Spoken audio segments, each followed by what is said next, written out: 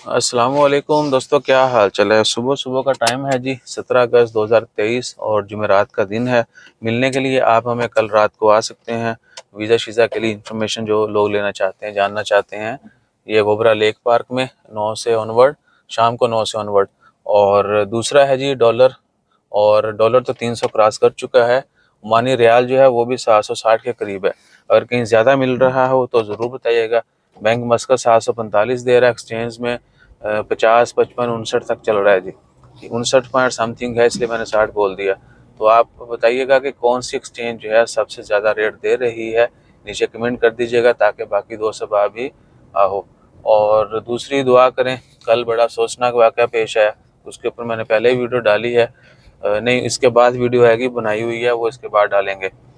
वो जड़ावाला में चर्च का वाक़या, उसके बाद वो प्लेन में एक बंदा नमाज़ पढ़ रहा था, तो उसने सिर्फ वो नमाज़ पढ़ के लोगों को डिस्टर्ब नहीं किया, उसने और भी बड़ी तशवीश फैलाई थी। वो आप अगले आने वाली वीडियो में सारी डिटेल देख सकते हैं।